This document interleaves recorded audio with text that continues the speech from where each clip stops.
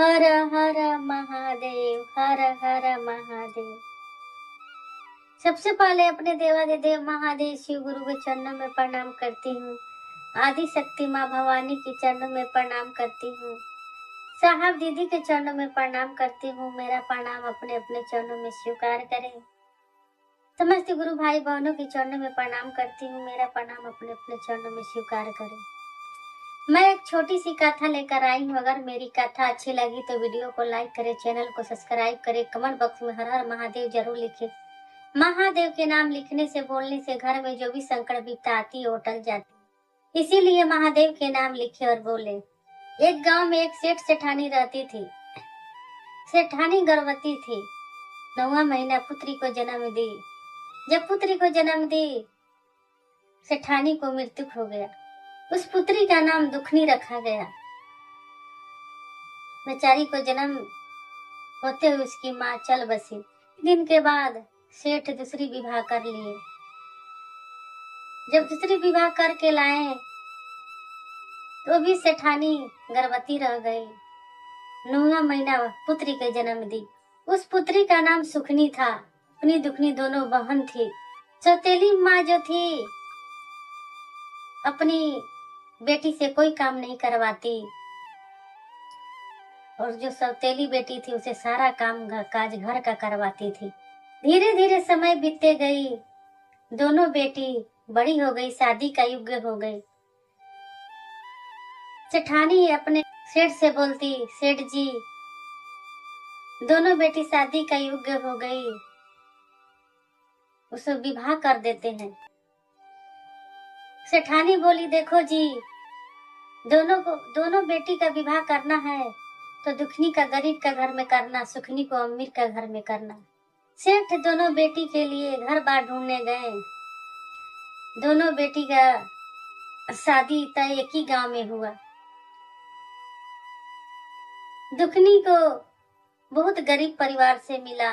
बहुत गरीब थे, रोज के कमाना रोज के खाना। और सुखनी का घर बार बहुत अच्छा मिला। दोनों बेटी का शादी करके ने घर भेज दिए और दोनों ससुराल चले गई। दुखनी बेचारी दुख की बीमारी हुई थी, किस्मत की बीमारी हुई थी, बहुत गरीब थी। और सुखनी बहुत अमीर थी। नाम की भी सुखनी थी, काम की भी सुखनी थी। सुखनी का पति दिहाड़ी लगाता। जी दिन दिहाड़ी नहीं मिलती, कोई काम नहीं मिलता, उसे घर में चूल्हा नहीं जलता। इधर सुखनी तो ठाट बाट से रहती थी, रानी बन के रहती थी। अच्छे पहनना, अच्छे खाना, हर चीज के सुख था सुखनी के पास। धीरे धीरे समय ऐसे बीतते गई। दुखनी का भी 2 बच्चे हुए, सुखनी का भी 2 बच्चे हुए। दुखनी सोचने लगी, अब मुझे कुछ करना पड़ेगा। अब तो बच्चे भी हो गए, इनको कभी काम मिलता है कभी नहीं मिलता है, हम भी काम ढूंढते हैं। दुखनी बेचारी घर से बाहर निकल कर काम ढूंढने लगी। काम के तलाश में चल पड़ी। चलते चलते अपनी बहन के घर चले गई थी। बहन से बोली, बहन कुछ काम है तो बताना, मैं काम कर दिया करूंगी। मेरे बच्चे बहुत भूखे प्यासे हैं, मेरे पति का काम लगता है कभी नहीं लगता है। सुखनी बोली, हाँ मेरे घर में काम कर लो, मेरे घर में काम बहुत है। दुखनी अपने सुखनी के घर में काम करने लगी। खाना बनाती, झाड़ू पोछा करती, कपड़े धोती, सारा काम करती। जब घर दुखनी आने लगती थी तो सुखनी क्या करती थी, बासी रोटी, बासी चावल, बासी दाल दे देती थी। दुखनी बेचारी खाना लेकर घर आती, बच्ची को खिलाती, अपने पति को खिलाती। फिर अगले दिन सुखनी के घर काम करने जाती थी। सारा काम करती। जब दुखनी आने लगती थी तो सुखनी बासी चावल, बासी रोटी, बासी दाल दे देती थी। धीरे धीरे समय ऐसे बीतते गई। एक दिन दुखनी बहन के घर काम करने गई तो सुखनी से बोलती कि बहन आज मेरे बच्चे खीर खाने के मांग रहे हैं, आज खीर बना देती हूँ। सुखनी बोलती, खीर क्यों बनाओगी, बड़ी आई है खीर बनाने, तेरे बच्चे खीर खाने लायक नहीं है, जो मैं बोलती हूँ वही बनाओ।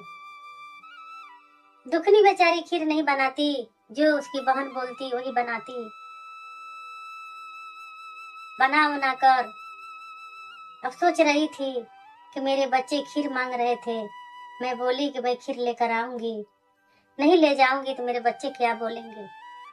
दुखनी क्या करती है, घर नहीं जाती है, वहीं से वन की ओर चल पड़ती है। वन में चलते चलते एक गाय मिली। गाय बच्चे दे रही थी, बहुत पीड़े में थी, बहुत दर्द में थी। गाय बोली, बेटी मेरे पेट पे हाथ रख कर हाथ सहला दो तो मेरी दर्द खत्म हो जाएगी, थोड़ा राहत मिलेगी। दुखनी उस गाय के पेट पर अपना हाथ सहला दी। आगे बढ़ी तो एक नागिन मिली, केचू से मातल थी। नागिन बोली, बेटी मेरे केचू से मैं मातल हूँ, एक केचू निकाल दो कि मेरा शरीर उबारा हो जाएगा। नागिन बेचारी उस दुखनी से ही बात बोली कि मेरा केचू निकाल दो, मेरा शरीर बहुत भारी है, मैं चल नहीं पाती हूँ, मेरा शरीर उबारा हो जाएगा। दुखनी आगे बढ़कर केचू निकाल दी। नागिन का शरीर हल्का हो गया।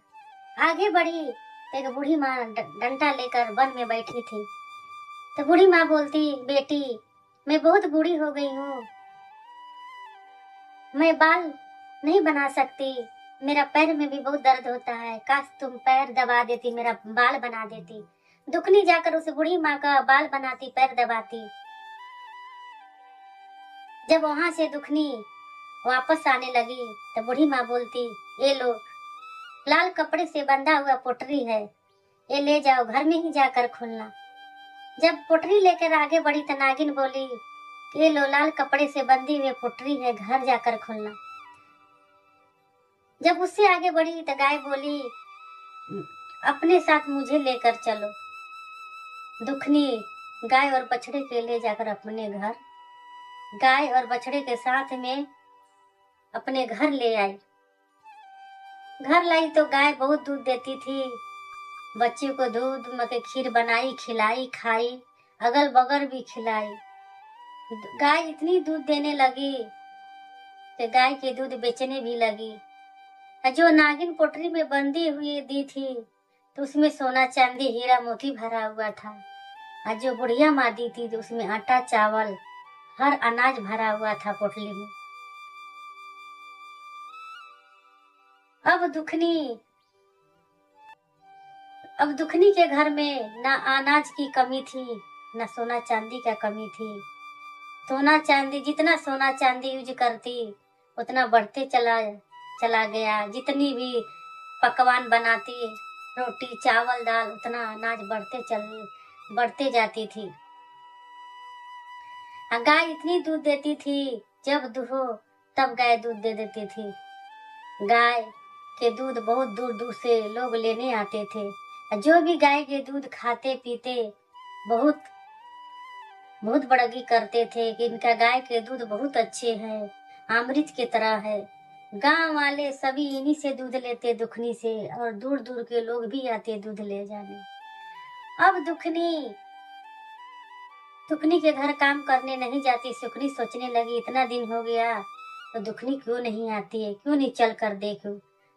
सुखनी दौड़ते हुए दुखनी के घर आई तो देखी कि इसके घर में अन्न धन सोना चांदी से भरा हुआ है, घर भी महल जैसा बन गया है। इसीलिए दुखनी मेरे घर काम करने नहीं आती है।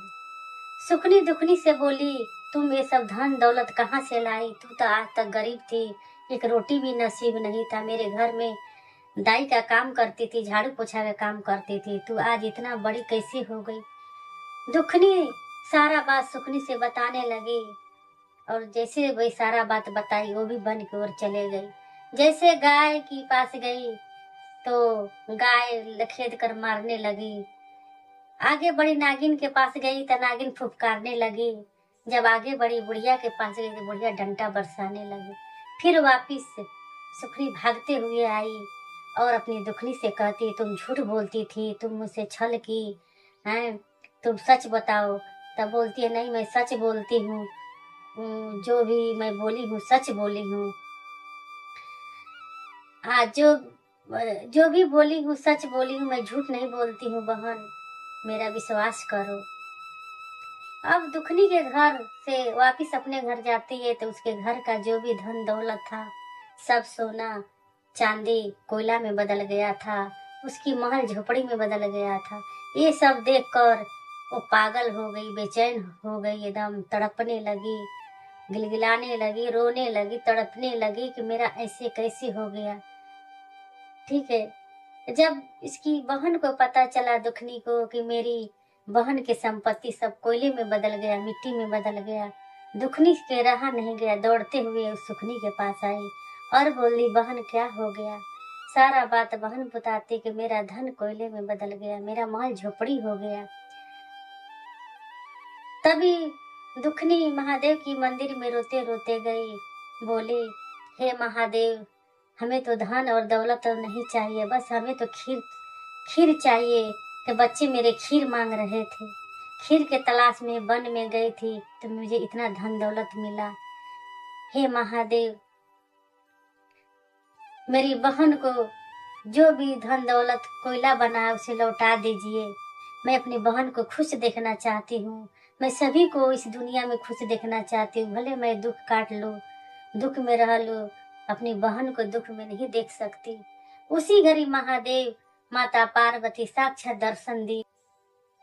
उसी समय उसकी बहन भी सुखनी आ गई थी उस मंदिर में और महादेव बोले, देखो तेरी बहन, तू बहन के साथ बुरा व्यवहार की थी, गलत व्यवहार की थी। उसकी बच्चे खीर मांगते थे, उसे खीर नहीं दी। अगर रिश्ते के नाते नहीं दे सकती थी तो इंसानियत को नाते दे सकती थी। तेरे पास क्या कमी था? धन था, दौलत था, हर चीज से भरपूर थी। वो बेचारी गरीब थी, गरीब की माँ इतनी गरीब दुखियारी थी, उसके घर में नसीब नहीं था एक रोटी का। बच्चे को कितने कष्ट में कितने दुख से पाल रही थी, तभी तो अपनी बहन को दुख नहीं देख पाई, कष्ट नहीं देख पाई। तो कैसी मौसी है, कैसी बहन है। कम से कम छोटे छोटे बच्चे को मुंह देखी होती। कितनी प्यार से तेरी बहन खीर मांगती थी तो खीर नहीं दी। तेरा धन इतना अंधा तुझे बना दिया था कि उस अंधे में अपनी बहन को नहीं देख पाई, बहन के बच्चे को भी नहीं देख पाई। सुखनी महादेव के चरणों में गिर कर रोती है, हे महादेव मुझे क्षमा कर दो, आज के बाद मैं किसी के साथ ऐसे नहीं करूंगी, क्षमा कर दो महादेव। आज के बाद जो भी मेरे दरवाजे पे आए मैं उसको भर पेट भोजन के कराऊंगी, गरीब का सहारा बनूंगी, मदद करूंगी, मुझे क्षमा कर दीजिए, क्षमा कर दीजिए भोलेनाथ, क्षमा कर दीजिए। दुखनी भी बोली, हाँ महादेव मेरी बहन को क्षमा कर दीजिए, उसको गलती का एहसास हो गया है। माता पार्वती, मेरे महादेव तो इतने भोले भंडारी हैं, इनको भोला भंडारी इसीलिए बोला गया है कि मेरे महादेव बहुत भोले हैं, पल भर में क्षमा भी कर देते हैं। उस सुखनी को क्षमा कर दिए और बोले, जाओ दोनों बहन मिल के रहना, और तू लोग का पास धन है तो गरीब का मदद करना, समर्थन बनना, दया करना, भूखे को भोजन कराना, किसी को दिल मत दुखाना। जाओ सबको खुश, सभी खुश रहना, खुशहाल रहना। जो तू लोग के पास धन दौलत है गरीब का अवश्य मदद करना। तो देखिए भाई और बहन, कभी भी धन आए दौलत आए अहंकार ना आवे, घमंड ना करे। घमंड तो रावण के नहीं रहा था, हम आप किस गली का है। जिस दिन आप और हमें अंदर घमंड और अहंकार आ गया तो सोचिए ये घमंड और अहंकार सर्वनाश की ओर ले जाएगा। तो कभी अपने अंदर दौलत की, पैसे की, गाड़ी की, बंगले के, कोठी के अहंकार न करे, घमंड न करे। जो भी मिला है उस महादेव के धन्यवाद करे कि हे महादेव आपकी दया से, आपकी कृपा से मुझे मिला है। जो भी करती हूँ ना महादेव आपकी ही दया से करती हूँ।